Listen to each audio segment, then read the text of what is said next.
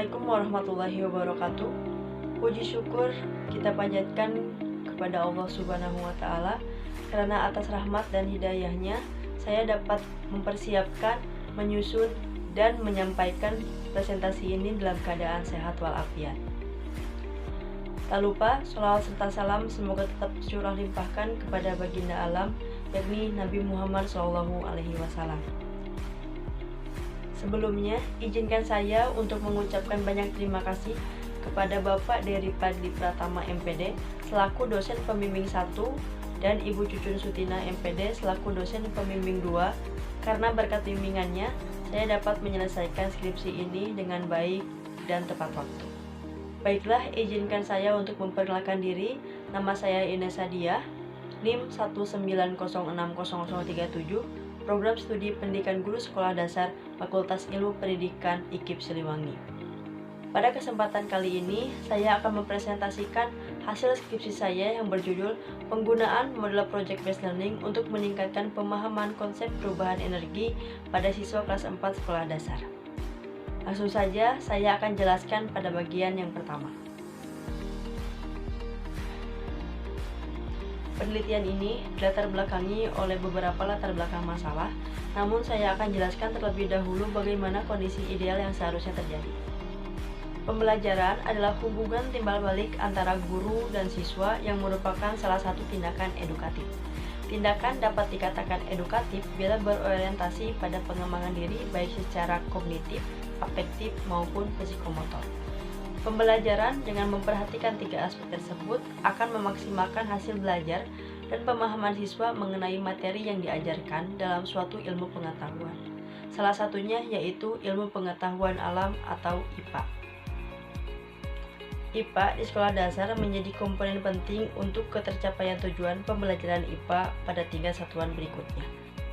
Sebab, IPA menuntut siswa untuk memahami alam sekitar secara ilmiah. Dengan kata lain, siswa harus dapat belajar berinteraksi secara langsung dengan alam guna meningkatkan kompetensi siswa itu sendiri. Sebagaimana Wulandari tahun 2022 ungkapkan dalam penelitiannya bahwa tujuan umum dalam pembelajaran IPA ialah untuk meningkatkan kesejahteraan hidup manusia dengan segala sesuatu yang dapat dimanfaatkan di alam. Maka dari itu, pembelajaran IPA perlu diterapkan sejak dini agar memiliki kualitas diri yang matang bagi anak. Namun, setelah dilakukan studi pendahuluan, peneliti menemukan adanya kesenjangan antara kondisi ideal dengan kondisi di lapangan, yaitu masih adanya pembelajaran yang monoton. Guru sering mengabaikan komponen penting yang harus diperhatikan dalam pembelajaran IPA. Terkadang, siswa hanya diberikan materi saja, yang mengakibatkan materi IPA hanya sebatas hafalan bagi siswa. Pembelajaran konvensional untuk mata pelajaran IPA dianggap kurang relevan, sebab menimbulkan verbalisme bagi pemahaman anak dan hasil belajarannya tidak maksimal. Guru cenderung memberikan tugas saja kepada siswa tanpa memberikan pembelajaran yang bermakna bagi siswa, sehingga membuat siswa merasa bosan dan tidak semangat dalam mengikuti pembelajaran. Pembelajaran seperti ini kurang tepat digunakan karena siswa menjadi pasif dan bosan, sehingga proses pembelajaran menjadi tidak efektif dan monoton. Sesuatu dapat diserap dengan optimal bila didengar, dilihat, didiskusikan, dan dilakukan secara langsung atau nyata. Penggunaan model pembelajaran yang tepat dapat memberikan hasil yang diinginkan. Dalam hal tersebut, peneliti mencoba menerapkan solusi atas permasalahan yang terjadi, yaitu dengan menerapkan model pembelajaran. Model Project Based Learning merupakan salah satu alternatif pembelajaran yang bisa digunakan, tidak hanya untuk aspek kognitif saja, tetapi juga untuk unjuk kerja yang termasuk pada aspek psikomotor dan aspek afektif. Model Project Based Learning merupakan model pembelajaran yang melibatkan siswa dalam kegiatan nyata dan memberi peluang siswa untuk bekerja secara otonom atau secara mandiri. Berdasarkan hal tersebut, peneliti perlu melakukan percobaan kepada siswa untuk menerapkan model Project Based Learning dalam materi IPA. Perubahan energi merupakan materi yang ada pada ruang lingkup bahan kajian IPA keempat dan ada pada kelas 4 tema 2. Peneliti mengambil materi ini untuk memberikan pengalaman nyata kepada siswa terkait lingkungan sekitar. Siswa secara tidak langsung kurang menyadari bahwa mereka hidup berdampingan dengan energi. Perlu adanya pengkajian khusus perihal ini mengingat energi di bumi saat ini sudah mulai terkikis. Adapun tujuan dari penelitian ini yaitu 1. Untuk mengetahui peningkatan pemahaman konsep IPA pada siswa kelas 4 sekolah dasar menggunakan model pembelajaran Project Based Learning. 2. Mendeskripsikan kesulitan siswa dalam meningkatkan pemahaman konsepnya. 3. Memperoleh gambaran kesulitan guru dalam melaksanakan pembelajaran dengan menggunakan model Project Based Learning. Metode penelitian yang digunakan dalam penelitian ini yaitu menggunakan metode Mixed Method. Metode Mixed Method adalah penggabungan metode penelitian kuantitatif dan kualitatif secara bertahap. Metode penelitian ini digunakan untuk menjawab rumusan masalah dengan desain yang digunakan yaitu Sequential Explanatory Design. Sequential Explanatory Design sendiri merupakan pengumpulan data kuantitatif dan kualitatif secara berurutan, di mana tahap pertama penelitian dilakukan dengan metode kuantitatif dan tahap kedua dengan metode kualitatif. Dalam penelitian ini, ada dua kelas yang dibandingkan dengan pemberian pelakuan yang berbeda. Pada tahap pertama, dilaksanakan intervensi dengan kuasi eksperimen dalam penerapan model Project Based Learning di kelas eksperimen dan model konvensional di kelas kontrol. Selanjutnya, yang menjadi subjek dan lokasi dari penelitian ini berlokasi di MI Al-Muhajirin, Kecamatan Kutawaringin, Kabupaten Bandung, dengan subjek penelitiannya yaitu seluruh siswa kelas 4A sebagai kelas eksperimen yang berjumlah 25 siswa, dan kelas 4B sebagai kelas kontrol yang berjumlah 25 siswa, sehingga total keseluruhan berjumlah 50 siswa. Adapun instrumen pada penelitian ini, yang pertama ada tes tulis kemampuan pemahaman siswa. Tes ini digunakan untuk mengetahui kemampuan siswa dalam memahami konsep materi perubahan energi. Yang kedua, ada lembar angket respon siswa. Angket merupakan teknik pengumpulan data yang dilakukan dengan cara memberikan seperangkat pertanyaan atau pernyataan tertulis kepada responden. Responden dalam penelitian ini yaitu siswa. Hal ini bertujuan untuk mengetahui bagaimana kesulitan siswa dalam meningkatkan pemahaman konsep pada materi perubahan energi. Ada lembar wawancara guru. Wawancara merupakan teknik pengumpulan data yang berkaitan dengan kesulitan yang dialami guru terhadap penggunaan model Project Based Learning dalam pembelajaran IPA. Adapun langkah-langkah pembelajaran atau sintak pada model Project Based Learning, yang pertama yaitu mengajukan pertanyaan mendasar. Pertanyaan dimulai dengan pertanyaan mendasar, yaitu pertanyaan yang dapat memberi penugasan peserta didik dalam melakukan suatu aktivitas. Lalu langkah yang kedua yaitu mendesain perencanaan. Di sini, guru mulai mengajak siswa untuk merencanakan sebuah proyek yang akan dilakukan. Langkah ketiga yaitu menyusun jadwal kegiatan. Pada langkah ini, guru bersama-sama dengan siswa mulai menyusun jadwal kegiatan yang akan dilakukan. Misalnya seperti penentuan alat dan bahan, cara pembuatan, estimasi waktu, dan lain-lain. Langkah keempat yaitu memonitor keaktifan dan perkembangan proyek. Dalam tahap ini, monitoring harus dilakukan guru dalam penerapan model Project Based Learning, agar menghindari kesalahan-kesalahan yang bisa saja terjadi dalam proses pembuatan proyek. Lalu langkah kelima yaitu menguji hasil. Setelah siswa selesai mengerjakan proyeknya, selanjutnya guru menguji hasil dengan mencoba dan membuktikan kelayakan dari proyek yang dibuat. Hal ini supaya siswa mengetahui apakah proyek yang dibuat berhasil atau tidak. Langkah yang terakhir yaitu evaluasi pengalaman belajar. Pada langkah ini, guru melaksanakan refleksi terhadap siswa untuk mereview kembali kegiatan yang telah dilakukan baik secara individu maupun kelompok. Di sini peneliti telah melakukan pembelajaran selama 2 pertemuan dengan menggunakan model Project Based Learning. Diperolehlah hasil penelitian berupa nilai rata-rata pretest dan posttest. Maka setelah mengetahui hasil tersebut, dilakukanlah pengolahan data menggunakan aplikasi SPSS 22 dan Microsoft Excel 2019. Dengan beberapa uji, yaitu yang pertama ada uji normalitas, Uji normalitas bertujuan untuk mengetahui data penelitian yang telah terkumpul apakah bersubsidi normal atau tidak. Yang kedua, yaitu uji homogenitas. Uji homogenitas bertujuan untuk mengetahui apakah data yang diperoleh dari kedua kelompok memiliki varian yang sama atau tidak. Yang ketiga, yaitu uji beda. Uji beda bertujuan apakah ada perbedaan antara pretest dan posttest dengan dilakukan terlebih dahulu uji prasyarat dengan uji T. Jika hasil uji homogenitas dan uji normalitas menunjukkan hasil yang homogen dan normal, maka menggunakan uji T.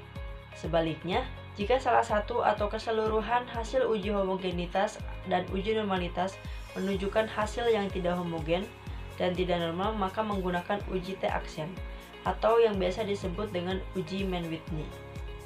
Yang terakhir ada uji N-GAN. N-GAN bertujuan untuk mengetahui efektivitas penggunaan model Project Based Learning pada pembelajaran materi perubahan energi kelas 4 sekolah dasar pada penelitian ini. Langsung saja kita lihat pada hasil uji normalitas. Untuk menentukan data yang diperoleh normal atau tidak, maka nilai signifikansi harus lebih besar dari 0,05. Kita lihat di sini, baik pada pretest, posttest maupun N-GAN, semuanya berada di atas 0,05. Maka semua data tersebut berdistribusi normal. Selanjutnya, pada uji homogenitas, seperti pada uji normalitas tadi, untuk menentukan data yang diperoleh homogen atau tidak, maka nilai signifikansi harus lebih besar dari 0,05. Kita lihat di sini, baik pada pretest, posttest maupun N-GAN, semuanya berada di atas 0,05. Maka semua data tersebut dapat dikatakan homogen. Setelah didapatkan hasil uji normalitas dan uji homogenitas, ternyata semua datanya berdistribusi normal dan homogen. Maka selanjutnya dilakukan uji T. Sama halnya pada uji normalitas atau uji homogenitas, untuk menentukan data yang diperoleh signifikan atau tidak, maka nilai sig harus lebih besar dari 0,05. Kita lihat pada tabel tersebut, semuanya berada di atas 0,05. Artinya, ada perbedaan yang signifikan antara kelas eksperimen yang menggunakan model Project Based Learning dengan kelas kontrol yang menggunakan model pembelajaran konvensional. Setelah didapatkan hasil dari beberapa uji, selanjutnya diperoleh perbandingan nilai rata-rata hasil pretest, posttest, dan juga N-GAN. Berdasarkan diagram tersebut, dapat diketahui bahwa hasil dari kelas eksperimen pada pretest bernilai 70,5, posttest bernilai 83,4, dan N-GAN skor bernilai 72% atau 0,72. Kemudian, untuk perolehan nilai pada kelas kontrol adalah 70,2 bagi nilai pretest, 79,3 bagi nilai posttest, dan 35% atau 0,35 bagi nilai N-GAN. Selanjutnya disajikan diagram peningkatan pemahaman konsep siswa menggunakan model Project Based Learning. Berdasarkan diagram tersebut, dapat diketahui bahwa peningkatan kemampuan pemahaman konsep siswa kelas 4 pada materi perubahan energi menggunakan model Project Based Learning mengalami peningkatan. Namun, terdapat perbedaan yang cukup signifikan antara kelas eksperimen dan kelas kontrol. Pada kelas eksperimen mengalami peningkatan sebanyak 18%, sedangkan pada kelas kontrol mengalami peningkatan sebanyak 13%. Artinya, hasil perolehan pada pembelajaran di kelas eksperimen yang menggunakan model Project Based Learning lebih baik bila dibandingkan dengan kelas kontrol yang menggunakan model konvensional. Selanjutnya adalah rumusan masalah yang kedua, yaitu kesulitan siswa dalam meningkatkan pemahaman konsep materi perubahan energi. Pada kelas eksperimen, disajikan sebuah grafik yang memuat 4 kriteria, yaitu ada sangat baik, baik, cukup, dan kurang. Pada kriteria sangat baik terdapat 48%, pada kriteria baik terdapat 24%, pada kriteria cukup terdapat 24%, dan pada kriteria kurang terdapat 4%. Selanjutnya untuk kelas kontrol diperoleh pada kriteria sangat baik 36%, pada kriteria baik 24%, pada kriteria cukup 32%, dan pada kriteria kurang terdapat 8%. Selanjutnya kita menuju pada rumusan masalah yang ketiga, yaitu kesulitan guru dalam melaksanakan pembelajaran dengan menggunakan model project based learning pada siswa kelas 4 sekolah dasar. Berdasarkan hasil wawancara yang telah dilakukan, didapatkan 3 hasil utama. Yang pertama, yaitu penentuan estimasi waktu, kedua penentuan alat dan bahan, dan ketiga pengkondisian kelas. Pada penentuan estimasi waktu, proses yang dilakukan membutuhkan cukup waktu yang banyak, sehingga dalam penerapan model ini, banyak hal yang harus disiapkan secara matang agar waktu yang digunakan bisa lebih efektif. Yang kedua, penentuan alat dan bahan. Pada dasarnya, untuk melakukan suatu proyek diperlukan alat dan bahan. Maka dari itu, alat dan bahan harus diperhatikan, tidak boleh sampai memberatkan ataupun membuat siswa kesulitan dalam mempersiapkannya. Yang terakhir yaitu ada pengkondisian kelas. Ketika pembelajaran proyek berlangsung, kadangkala siswa menjadi aktif karena menemukan sesuatu yang baru, sehingga banyak siswa yang akhirnya terganggu konsentrasinya dan membuat kegaduhan antara satu siswa dengan siswa yang lainnya. Dari hasil keseluruhan penelitian yang telah dilakukan, maka dapat ditarik kesimpulan sebagai berikut. Yang pertama, peningkatan pemahaman konsep. Terdapat peningkatan pemahaman konsep menggunakan model project based learning pada materi perubahan energi di kelas eksperimen dengan peningkatan 18%, sedangkan pada kelas kontrol meningkat sebanyak 14%. Hal ini menunjukkan bahwa penggunaan model project based learning lebih baik digunakan daripada menggunakan pembelajaran konvensional. Selanjutnya, yang kedua ada kesulitan siswa. Kesulitan siswa dalam pemahaman konsep terletak pada tahap membandingkan, menyimpulkan, serta pembelajaran berkelompok yang menghambat siswa berkreasi secara mandiri. Yang terakhir yaitu kesulitan guru. Dan guru dalam menerapkan model project based learning terletak pada estimasi waktu pengerjaan proyek yang kurang relevan. Cukup sekian presentasi yang dapat saya sampaikan. Kurang lebihnya saya memohon maaf apabila ada kesalahan kata maupun kalimat yang tidak sengaja maupun disengaja. Saya pamit undur diri. Wassalamualaikum warahmatullahi wabarakatuh.